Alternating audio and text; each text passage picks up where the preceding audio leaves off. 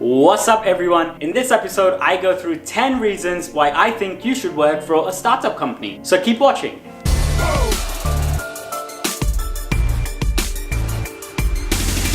Number 10 is higher stakes. In a startup environment, you might get paid in the form of shares before an IPO of the company, which means that you might have real skin in the game. Rather than getting paid what might be considered a menial amount of money in your country, you're playing a longer term game. If you make it in a startup environment, then you're going to be making real money, where if the company wins, you win massively. Number 9 is a difference in mindset.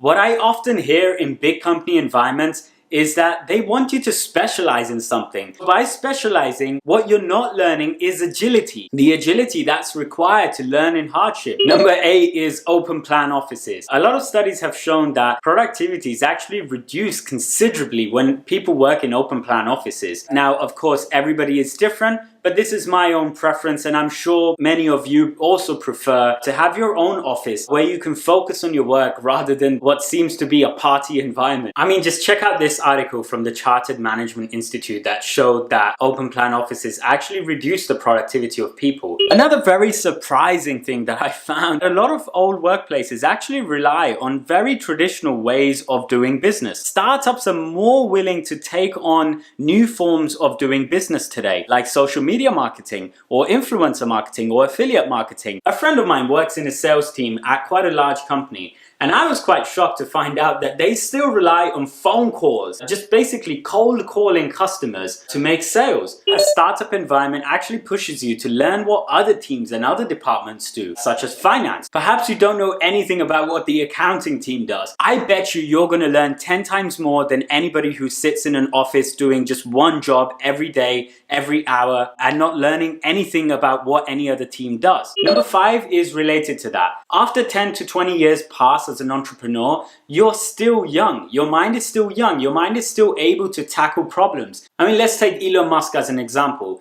This guy has worked on PayPal, Tesla, SpaceX, Hyperloop, and he just keeps on going. Look at Richard Branson, the same thing. Or look at the Ambani brothers in India. They've gone from petrochemicals to telecommunications to supermarkets. Number 4 is an excuse that I hear from people that want to work in a startup environment, but they don't. Working in a startup is very risky. The way I see it, not working in a startup is risky. You live in a world where startups are the norm, where agility is the norm, social media is the norm, learning is the norm. Then do you really think that you're taking a lower risk by doing just one single thing and getting paid for it at a company? Number 3 is freelancing. Freelancing may be a very popular option in your field. Check out freelancer.com. It's a very popular way a lot of people actually end up becoming freelancers. As of August 2018, there were 2 million freelancers in the UK. And according to a study done by Intuit, about 40% of the American workforce is going to be freelancing by 2020. The robots are coming.